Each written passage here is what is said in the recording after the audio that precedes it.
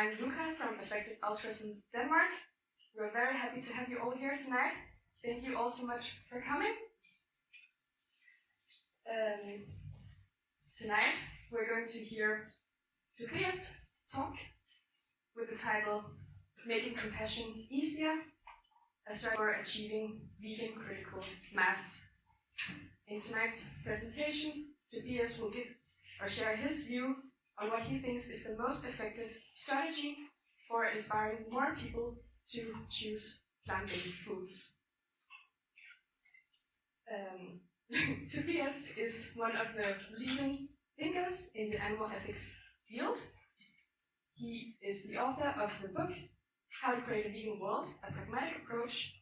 He's also the co-founder of Pro-Veg International and the founder of the Belgian vegan organization, 𝐓𝐴. And he also identifies as an effective altruist. Tobias will talk for about 1 hour, 60 minutes. And after that, we'll have a Q&A session that will be around 30 minutes. After that, we'll provide some more coffee, some more tea. We've made some sandwiches and some cakes, so we'd love for you to stay after the event to socialize, to meet new people, to say hi to Tobias, to make a new connection. We'd love to get to know you, so we hope that you stay. Yeah, so Tobias, whenever you're ready. I'm ready.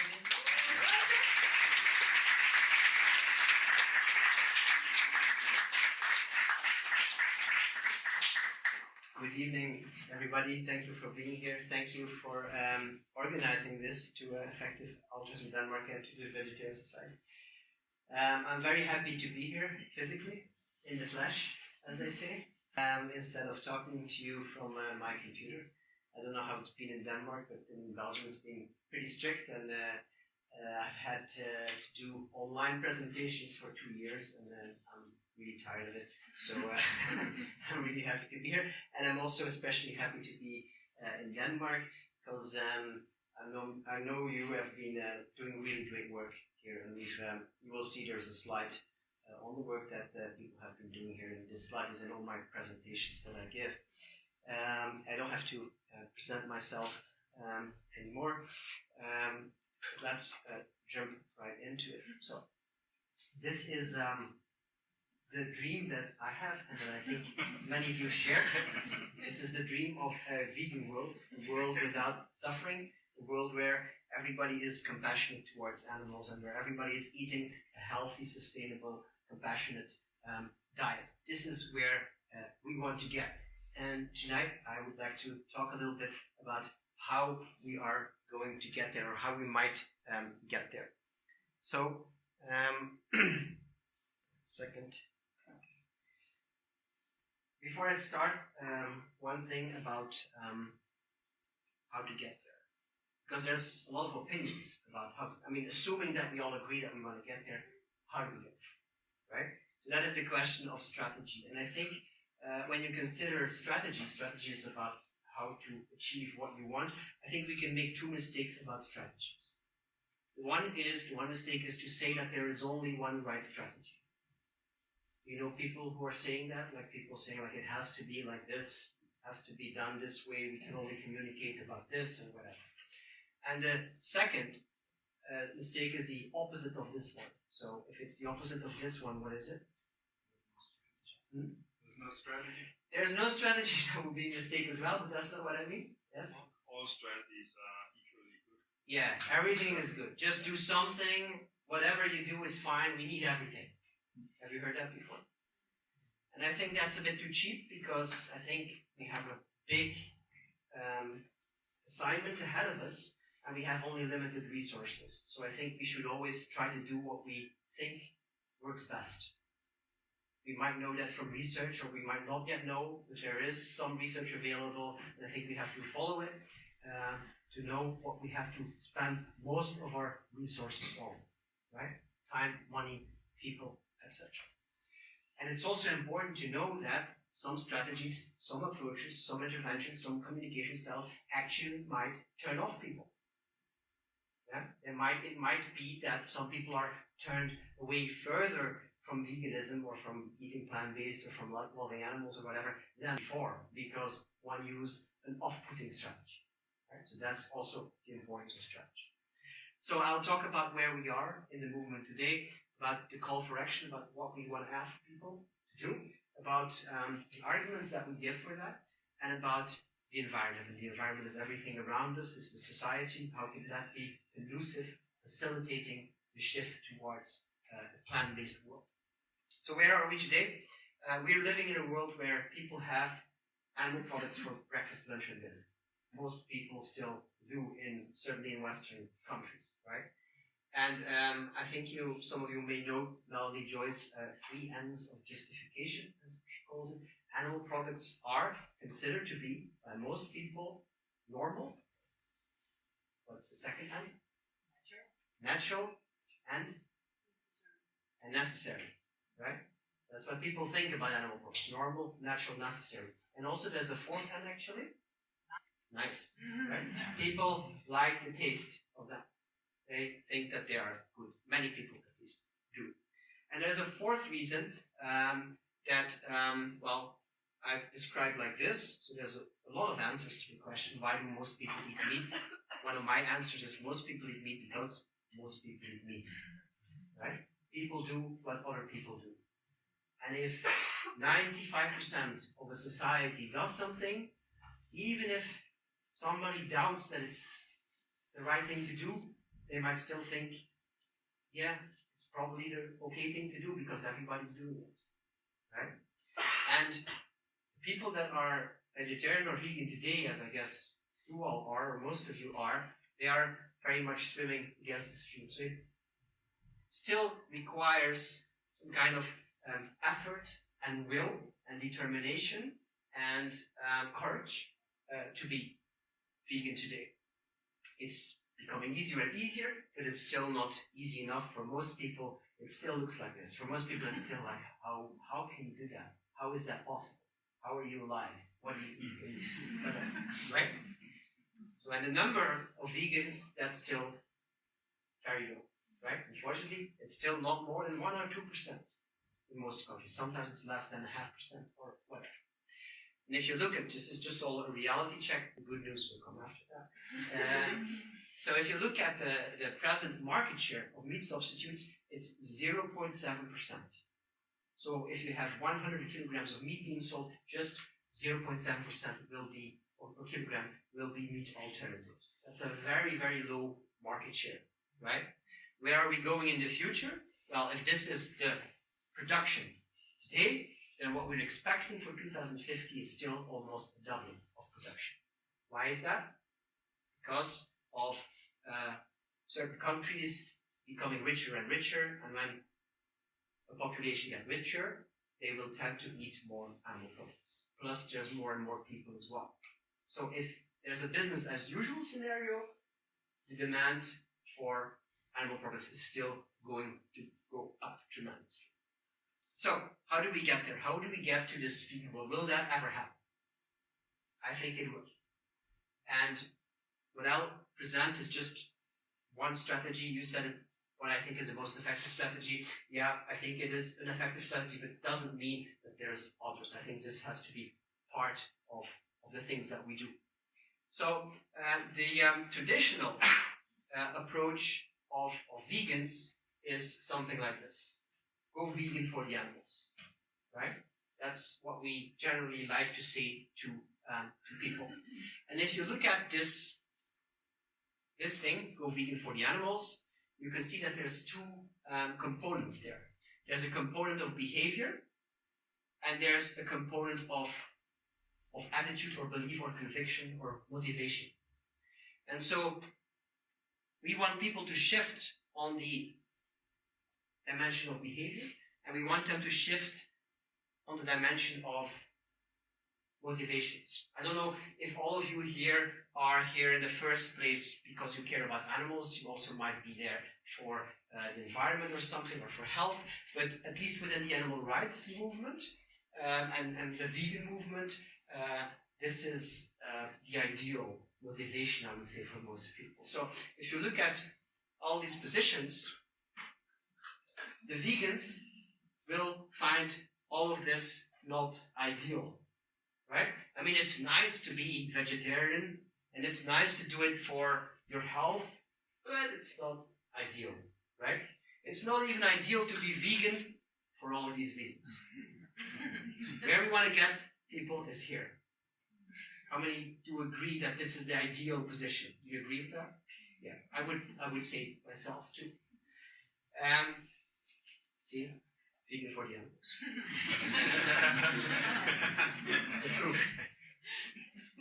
So I call this an idealistic position. It's an idealistic position in the sense that you want people to do the right thing right away for the right reasons.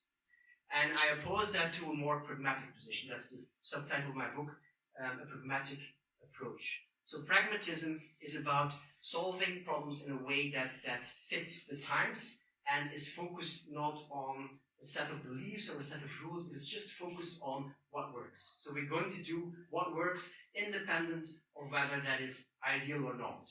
And we believe that it is going to bring us closer to the goal. That is what pragmatism is about.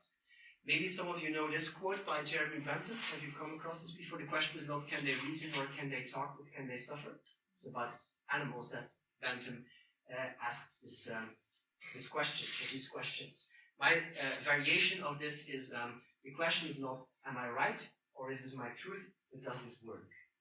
Right? So it's whether you're right or whether you're telling your truth to everybody, that is not as important as the fact or the question whether you have actual results for the animals or for the environment or for whatever you care about. So does this work, I think, is the most important question that we can ask. And does this work, or the focus on impact, is what pragmatism is about. And so in the rest of this talk, I'll talk about 3 ways to be pragmatic. So in terms of the call to action, what do we want people to do? What do we ask them to do? I already said, many people, and me ideal as well, would want to ask people to go vegan. And we can ask that very nicely, please go vegan people, or we can say like, go vegan cows. Perfect. Same message in different wrappings. And why do we do that? Why do we ask people to go vegan? Well, because it's where we want to get them ideally. And also some people think that it is immoral to ask for less than that. Have you come across that position? Like people saying like, no, we can't ask people to reduce or to do meatless Monday or something because it's the same as telling people to like not beat their children 1 day a week. Yeah? I think the comparison is not good because beating children is something that 99% of the people disapproves of, that you can maybe go to jail for here, I don't know. And eating meat is something that is celebrated by 95% of people. So you have completely different supports, so you have completely different norms, and you have to communicate about these things differently. So I don't think that is a good argument. So we're going to measure the success often in terms of the number of vegans that there are. We're going to look at, did we increase the number of vegans over the last 5 years or whatever. We're going to look, is it now 0.6%, 0.8%, whatever. But we can also look at the amount of people who are reducing their consumption. I think we should look at both, but this is a very important metric as well. And I think that asking people to reduce their consumption, in other cases you might ask them to go vegan, but asking them to reduce their consumption can be a very interesting tactic. Why could that be? Well, it's different reasons. First of all, people are more likely to do something to follow up on your request if your request is not too difficult. Right? It's quite obvious. Secondly, the reducers, when they have taken the step, and I'll talk about that more, they might become vegans in a second step.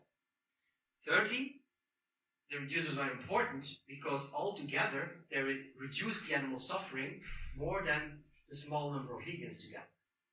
That makes sense? Because the reducers are a much bigger group.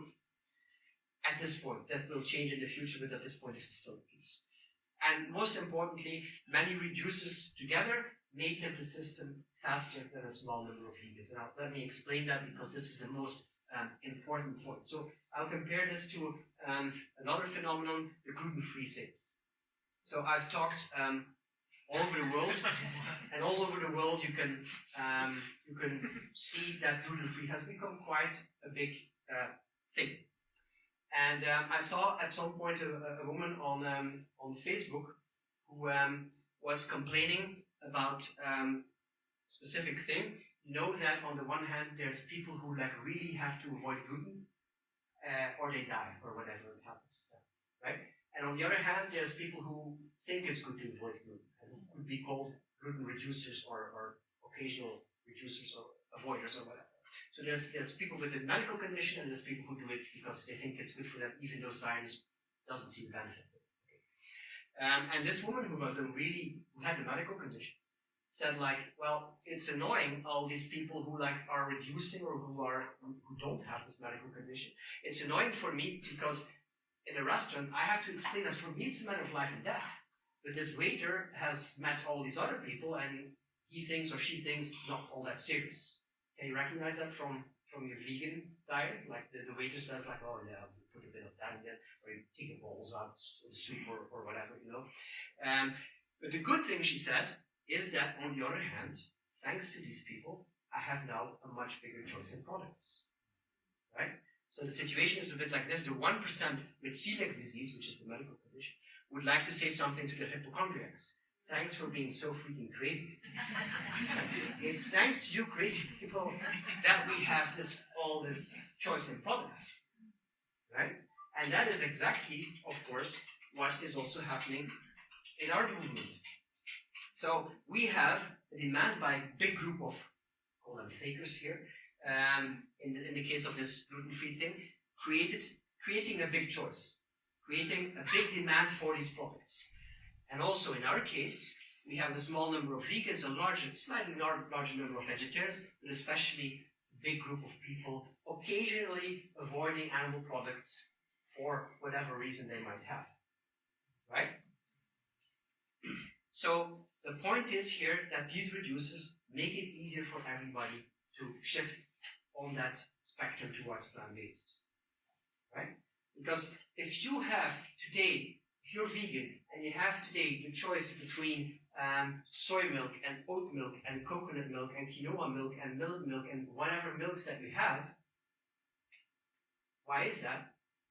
It's because, not because of the vegans, it's because of all these people who are consuming, not necessarily always, but regularly consuming these alternative milks for whatever reason.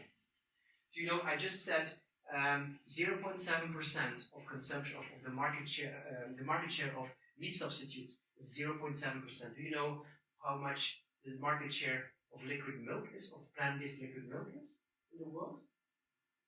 Is it more or less? More. Yeah, it's 13%.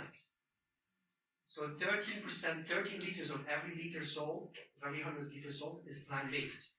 Do you think it's the vegans drinking all that milk all the time? No. Try. They would have to drink milk full time to be responsible. Right? So it is the people who are reducing who are mostly responsible, but it's thanks to them that we have this plant-based milk. Same with the meat substitutes. We know that in terms of vegan meals or whatever metric you look at, vegan burgers or whatever, most of them are being bought by people who also eat meat or eat animal products. And you could say like, well, you can't buy our products. That would be stupid, right? We have to be very happy that they are creating demand and that as a consequence, these companies get interested because they know there's money in it and they develop better and better products. They invest more and more time and effort in it. And people say, oh, these products are good, let me eat more of them. So what could happen is, so if achieving a vegan world is the same as tipping the scale, the small number of vegans is not enough to tip the scale, right? So they don't weigh heavily enough. But if you have some people who are, they should be green and red at the same time as balls. If they are reducers, their weight is a lot heavier. And what happens is this, and these people, at some point, they would slide down because it becomes the way of least resistance, right? So it's very important, I think, to not see vegan versus non-vegan as a black and white dichotomy, but as a spectrum. From vegan to non-vegan, with all kinds of groups in between, vegetarians and near vegetarians and near vegans and veganish people and pescatarians and reducers and whatever, and people who just meat is Monday. And all these groups are strategically very important because they help to create demand. The next point is the arguments. What are we going to tell people that they should do it for? And my argument, I'm sorry for the picture here, is animal suffering. I don't want this to happen. I don't want animals to suffer for my food or for whatever reason. Right? Your reason might be different, but if you look at reasons in general, we can distinguish moral ones versus non-moral ones. So you could say animal ones versus non-animal ones. Reasons for changing. Right? What are some examples of non-animal reasons to change your diet? Health reasons. Yes, health is the most obvious one. What else? Environment, yeah, it is a bit moral as well, that reason I would say. But yeah, it's a non-animal reason. What else? Allergies. Allergies, yeah, would put that under health as well. Yeah. Trend. Yeah, all kinds of social reasons, right? So you could have a girlfriend that is vegan, or like a son or a daughter, or your peers at your work are vegan or whatever. So all kinds of social reasons where you do it for the other people to belong or whatever. Could be economical reasons in some cases. You could be in a vegan prison. It doesn't exist. I just want to illustrate the idea that you could be in an environment where there's only vegan food and you would eat vegan food without necessarily having internalized the vegan ethos or whatever. Or you wouldn't have the reasons necessarily. What do we emphasize within the animal rights movement? It's obviously the animals that we're talking about all the time. So we have very much a moral focus. And this is a quote randomly plucked from Facebook. Show Earthlings to everyone. So Earthlings is the horror show video of animal suffering. Show Earthlings to everyone, show it in schools, and we will all turn vegan overnight. So this person demonstrates what a lot of vegans are showing, which is a very high confidence in the power of moral arguments. Same thing here. The only way we will ever achieve what we want to achieve is by promulgating a sound and clear moral argument that animals are not ours to use. That is what we have to do. So you can see again, it's the only thing that's strategic and the only thing that's just. A very high confidence that this animal rights argument is the right argument and is the only effective argument and the only lasting or sustainable argument. Right? And I think we are overestimating the power of moral arguments. Or at least we have to know that there's other arguments who are complementary and that can definitely consolidate this one argument. And it goes so far, the people who really trust or who really want to work with the animal rights argument, they really sometimes have problems with people doing it, like I said, for other reasons. Like, if this is a health vegan, what do we feel about her? I don't know.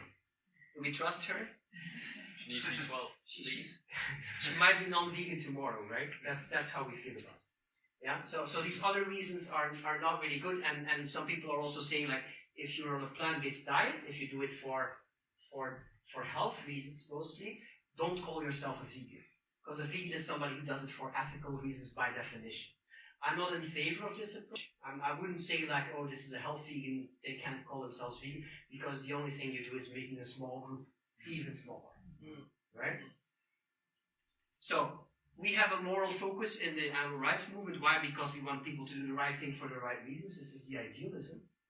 And because we think it works. Because we believe that moral outrage is what creates the big moral evolutions in our history, in our evolution. Here's another example where I want to show that it's not necessarily the way we think it is. So this is a pamphlet from the abolitionist fight against slavery in America. And so here it says, 3 million of your fellow beings are in chains. We have to come together, we have to solve this, etc. So this is very clearly a moral argument. So it's very tempting to think that slavery was abolished just because people got so morally advanced and mature, and they said, like, this is wrong, we have to abolish this. And of course that was part of it. That was an important part of it, but it was not the only thing. So one thing that also happened was that this was the time of the Industrial Revolution. And machines made it sometimes cheaper, or sometimes machines were cheaper than slaves. I should say enslaved people. Because those people are not free. I mean, you have to give them housing, you have to guard them, you have to feed them, etc. And sometimes it could be that a machine was cheaper than having people do these jobs. And you could say, like, yeah, so suppose at that point when a slaveholder had an alternative in the form of a machine, and then they said, like, okay, I'm going to stop all the slaves. You could say like that, you fucker, you know, like you should have done this a long time ago. Now you're doing it because you have an alternative. It's not fair. And we can understand that sentiment, obviously. But to be pragmatic is to say that, well, whatever reason people are doing it for, whatever helps, right? And it's just a fact that throughout history, things don't always happen for the right reason. But the right reason, and I'll talk about that later, can follow, can come after. Right? Here's another example.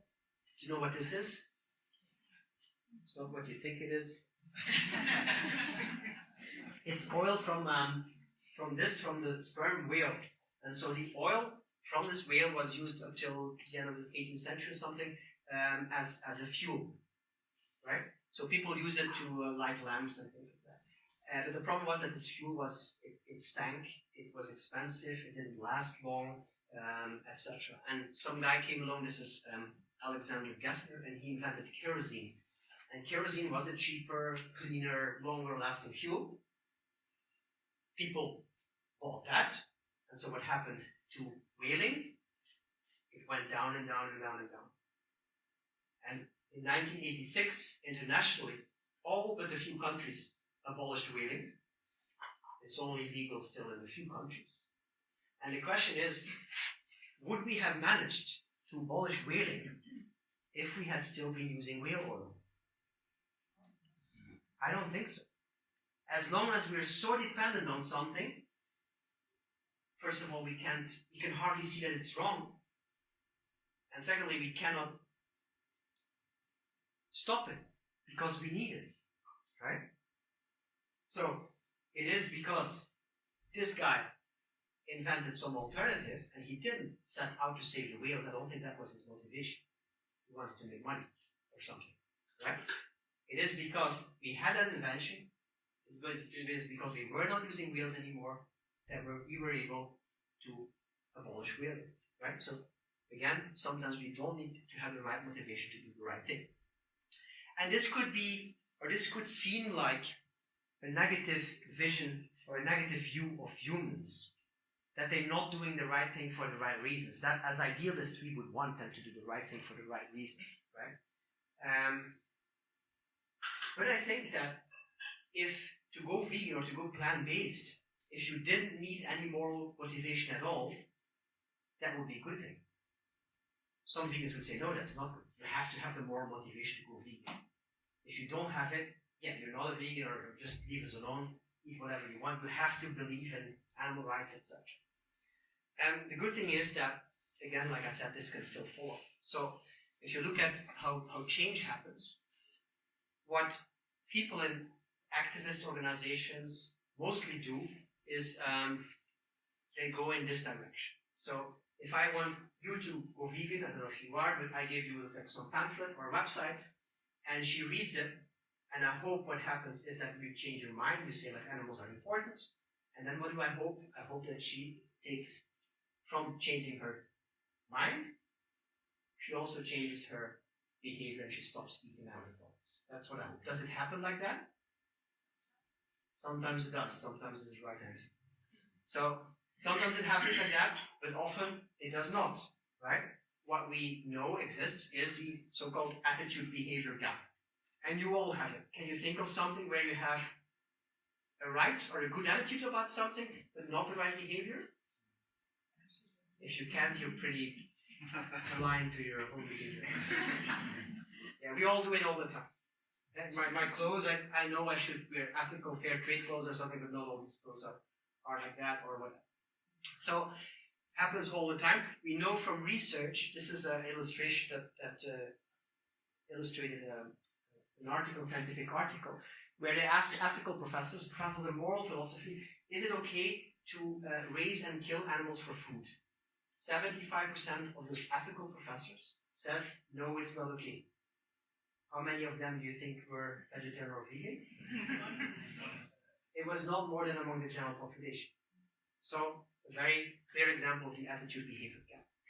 So, the good thing is that next to taking this direction, we can also go in this direction. So, change also works in this direction. So, I'm going to give a couple of examples of this. So, this is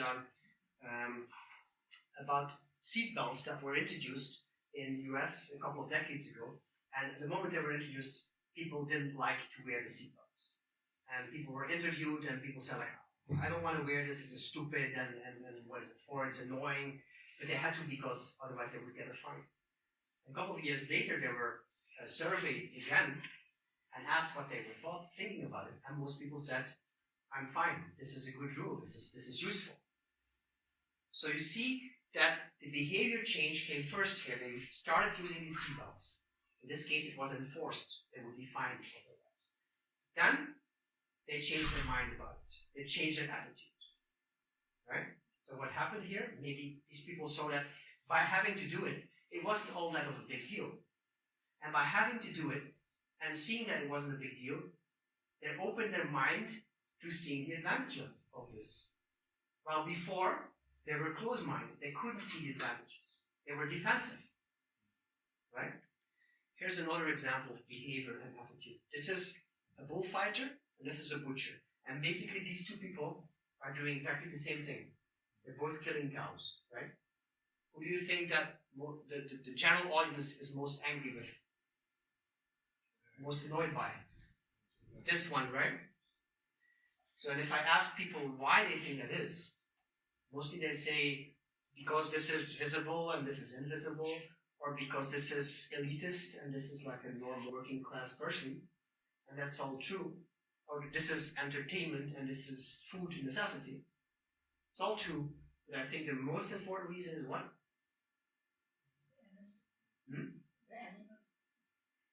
Yeah?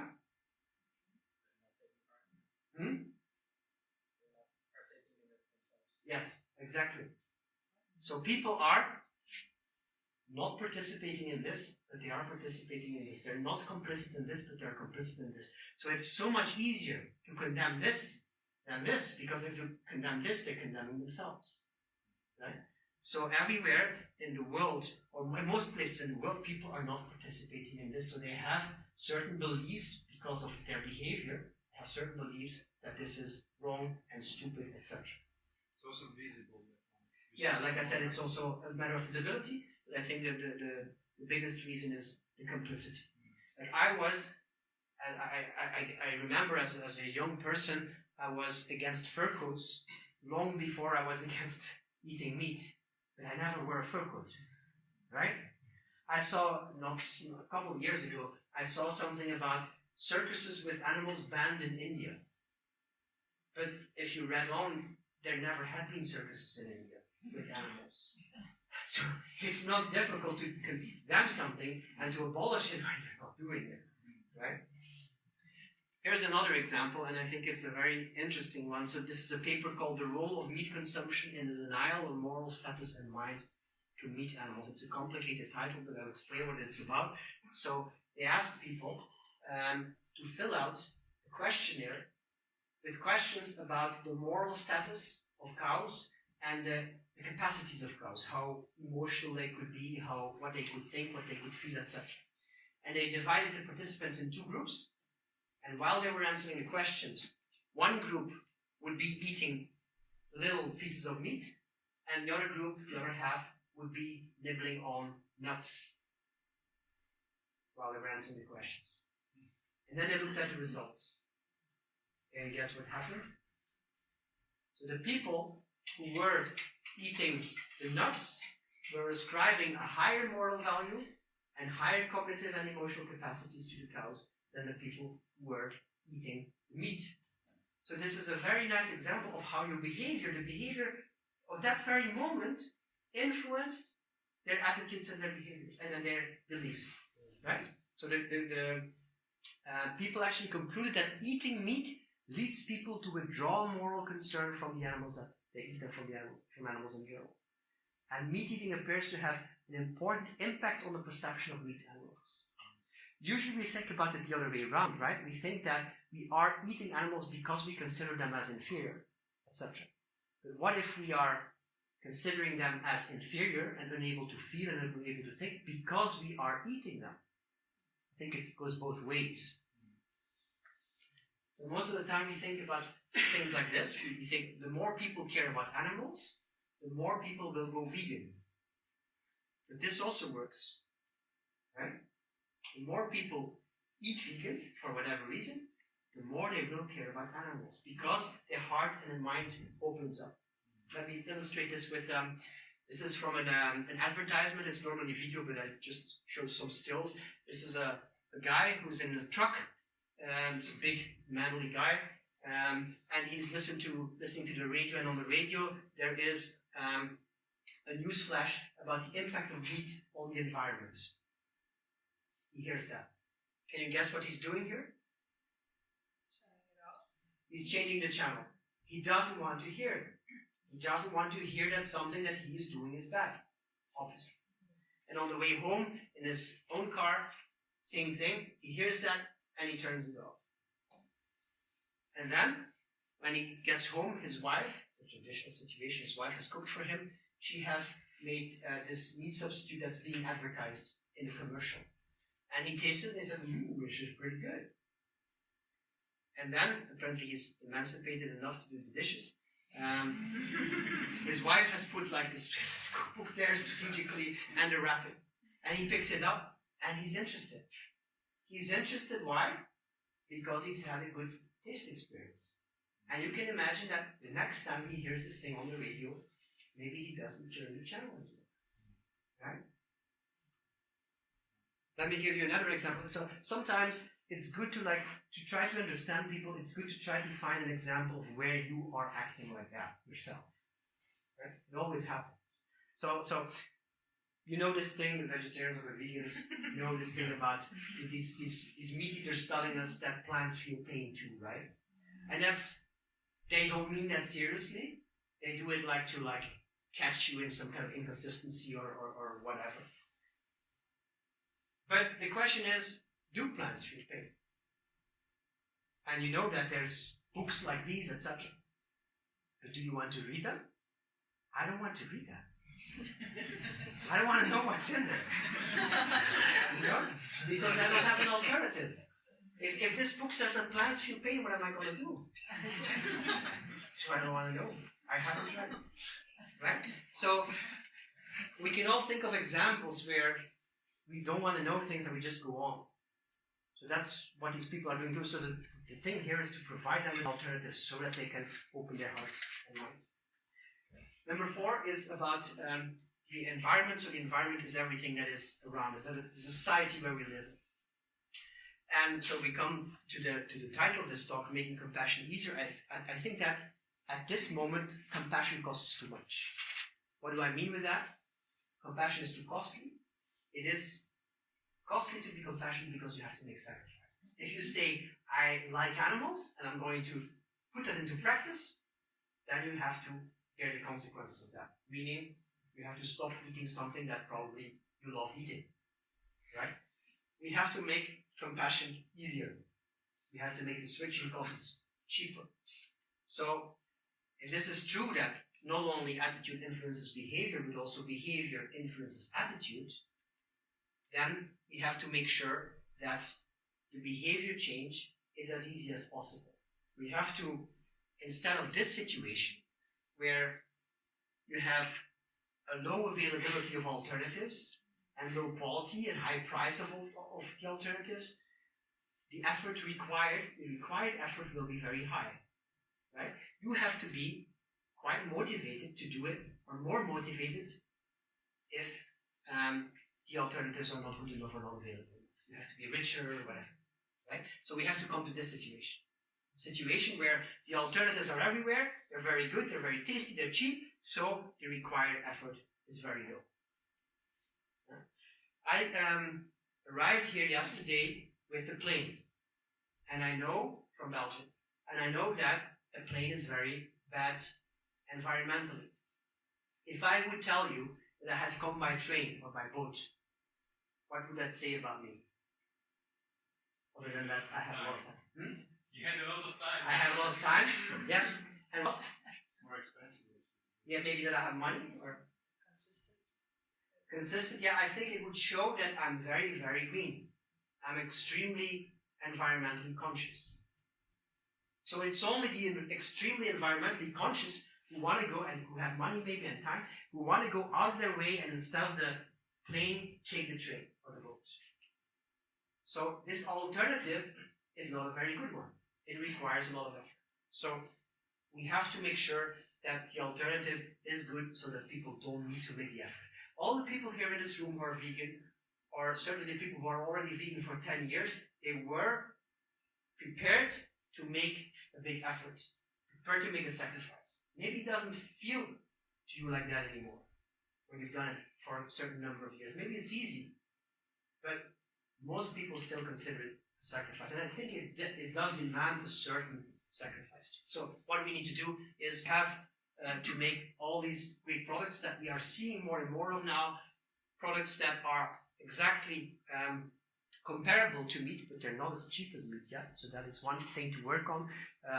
Burgers, and we're going to have milk and dairy products that will be exactly the same. This is a company called Perfect Day, and we will arrive at a situation, or we have to arrive at a situation where we can have all these products that we like, but without animals, so all these products without animals involved. That we can make them without the animals. And then going vegan will not require any effort anymore, which is a good thing, because then, like I said, hearts and minds may go open to also appreciating the problem with animal suffering, etc. And we may give rights to the animals just because we're not using them anymore. It will be so easy to do that. Right?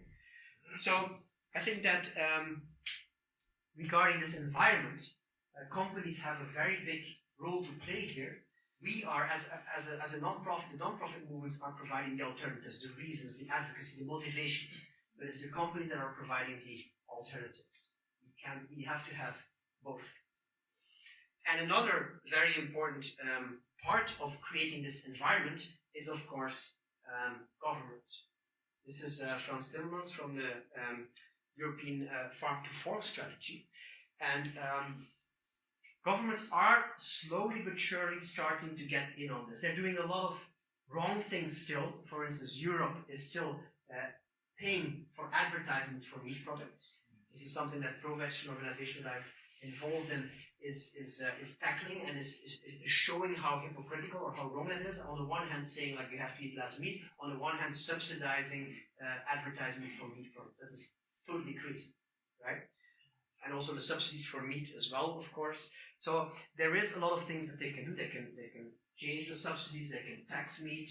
I think that the biggest change can come from subsidies. Here is the amount of subsidies that alt protein, so alternative protein companies, etc., have received in a period of 3 or 4 years. And this is half $500 million worldwide. $500 million. That maybe to some that sounds like a lot, but that's peanuts, right? If I compare it to this is $350 billion from the United States alone for the energy transition in the United States. 350 billion, right? 700 times as much just from one country, just for the energy transition. I heard in the Netherlands is going to spend 11 billion euros this year on the energy transition. If you had just a fraction of that money, protein transition, which arguably might be even more important, right? Because it touches on so many different fields, health and animal welfare, and all kinds of environmental problems, and hunger, etc. If you had just a fraction of that money, you could get really far. So the thing is that there's a huge opportunity for change if governments get into this. If they at some point will take this as seriously as they do the energy transition, and even that they're not taking seriously enough still, but if they give the same amount of effort to that and the same kind of attention, that would be a total game changer, right? And this slide is in all my presentations. This is what has been achieved here. In Denmark, I think it's a total of 170, 180 million euros for a period of 10 years that the Danish government is allotting for different things, like a fund for plant-based foods, an action plan for plant-based food products, all kinds of things that could encourage this this protein shift. And Denmark is I think the first country, the first country in the world to do this. It is still peanuts. I mean, it's still 18 million euros a year, but it's better than nothing, definitely, and it can set the example for other countries, and I think also that it will. So well done, Denmark. And another thing that we have to consider in creating this environment is indeed the action of individuals, the action of you people who are advocates for this cause, because it is not a given that all these companies producing these products will have enough demand for them, right? Some people are already talking about peak meat substitutes, so that maybe we've reached the level because there's some kind of like stagnation in the growth of the demand.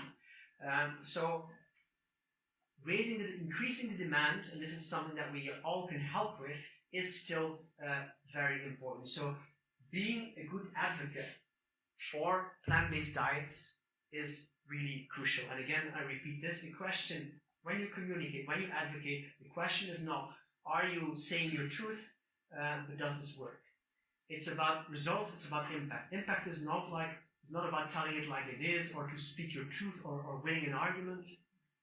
In sales, they say, winning an argument is losing a customer. Have you heard that before? So if you go buy a second-hand car, and the next day the door falls off, and you go to the car salesman, and they say that well, it's not covered by the warranty, and you have to admit that they're right. He won the argument, but he lost you as a customer, right? So it's not always necessary to win every argument. That's not always going to get you the best traction in terms of the other person moving towards a plant-based diet.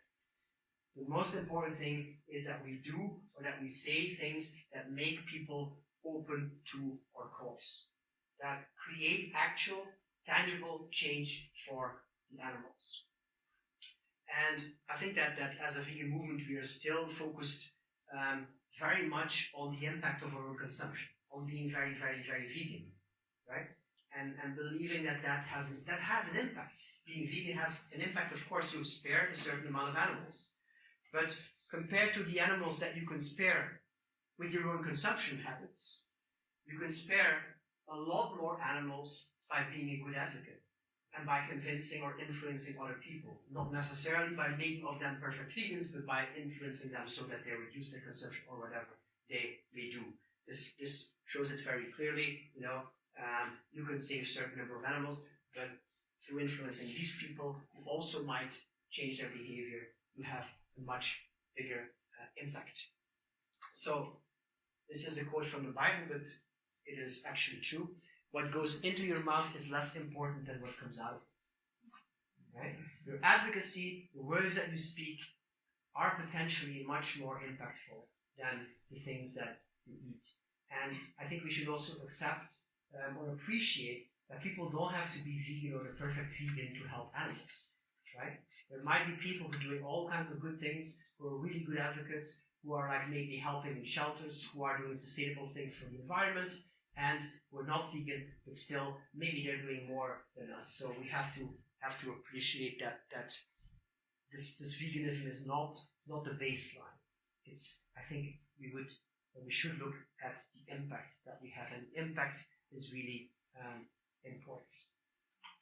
So if we put the call to action and the arguments together, so this is sort of the parts of the presentation, we want people to be vegan, their behavior change, and believe that animals are not here for us to use. That's the attitude change, right? So I started with this behavior and attitude, and we think that only this is ideal, but as I hope I have illustrated, as the choices increase, as there's more and more products, becoming stricter, becoming more and more vegan becomes easier and easier, and people shift on this dimension of behavior, right? And as people eat vegan, for whatever reason, to whatever degree, people's defense goes down and their compassion may grow.